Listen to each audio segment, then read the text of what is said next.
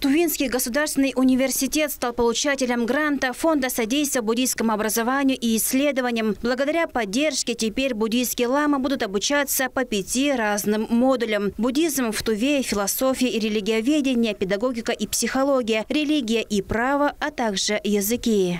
Все эти модули были выбраны не случайно.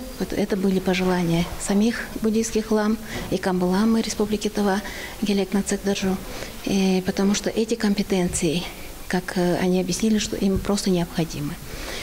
Потому что им приходится сталкиваться и с юридическими вопросами, и сталкиваться с тем, что языки нужно знать. Языки им нужно знать не на том уровне, а именно на хорошем, достойном уровне. Поэтому я думаю, что это только первые шаги. Это не только для буддийских лам, но и для молодежи, которая интересуется философией буддизма, историей буддизма, Тувы и так далее. Торжественное открытие проекта повышения квалификации «Основа социально-гуманитарных наук для буддийского духовенства и молодежи» Тувы прошло на базе монастыря Тюптен Шедруп Линк.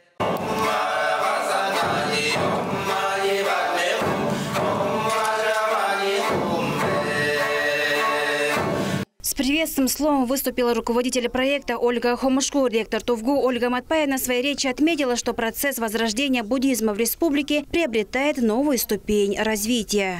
Если, допустим, мы говорим о том, что уже существует достаточно слаженная система получения образования в православии, в исламе, то вот в буддизме мы только сегодня с вами говорим о формировании этой системы. Сегодня мы с вами реально видим, что процесс возрождения буддизма приобретает свою следующую, очень серьезную, важную фазу. Я думаю, что возведение нового монастыря Тюптен Шедруп Линк, в стенах которого мы сегодня с вами находимся, тому свидетельство. Знание своей истории дает силы и точку опоры для того, чтобы двигаться вперед и развиваться, считает Камбалама Тувы Гелекна Цекдаржу. Отметим, что занятия пройдут и по старомонгольской письменности, на языке которой написаны многие священные тексты, которые находятся в Туве. Мы будем изучать историю буддизма, историю России, историю Тувы. И это одно направление. И второе – это юридическое, правовое направление. Мы будем иметь те знания, которые нам необходимы для дальнейшего развития, для дальнейшего, например, какие-то договора, что-то составить, чтобы мы будем иметь юридические знания. Мы будем изучать старомонгольскую письменность. Почему? Потому что на старомонгольском языке написано очень много наших исторических документов и сутры, переведенные на старомонгольский. Чтобы развиваться, надо очень хорошо изучить свою историю. В рамках обучения свою квалификацию повысит около 30 священнослужителей.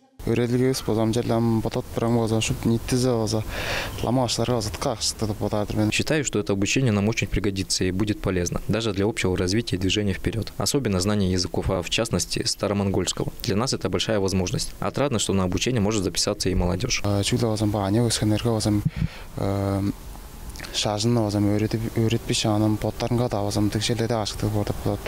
Программа повышения квалификации рассчитана до 29 октября. Первые занятия стартуют уже сегодня на базе Тувинского госуниверситета. Айра Асад, Владимир Суртюк, Айдана Санденма, телеканал Тува 24.